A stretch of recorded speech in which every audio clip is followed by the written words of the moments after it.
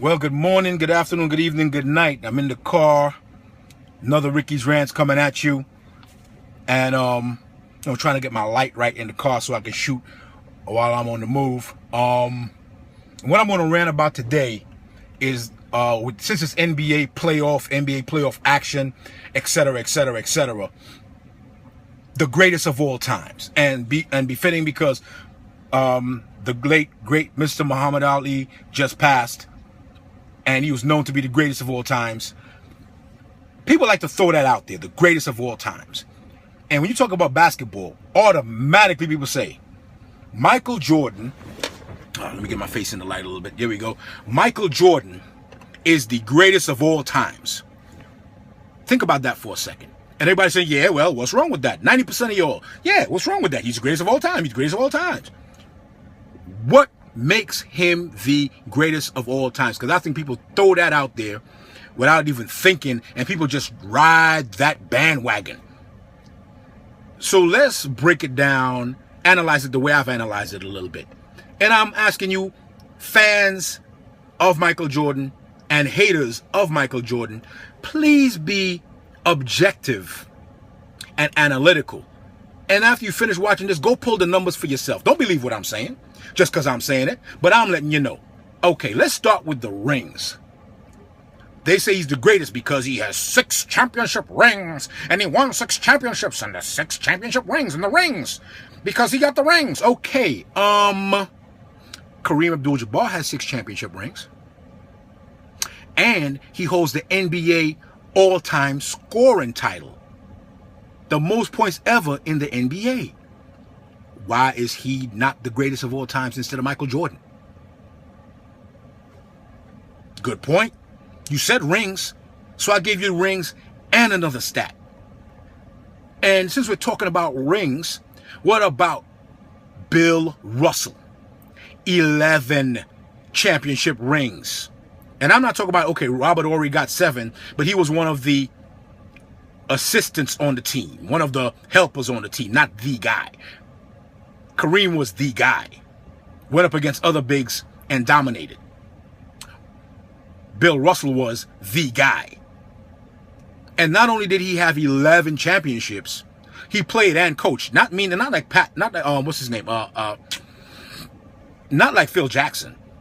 Played his career and then coached. No, he played, called a timeout during the game, and went on the sideline with the team and coached and drew up plays. He played and coached. To do that while playing against Wilt Chamberlain, other guys like that, if that era, that's remarkable. So why is he not the greatest? And so let's look at that. So throw the rings out the window. All right. And if you want to go a step further, I see your Michael Jordan, and I will give you Irvin Magic Showtime Johnson. And I hear you right now. Oh, but he's only got 5 rings. He's only got 5 rings. What? How could he? Okay, now let's look at it like this. I went on the internet and I looked it up, and I looked at the length of time they both played. And I looked at their points, their assists, and their triple doubles.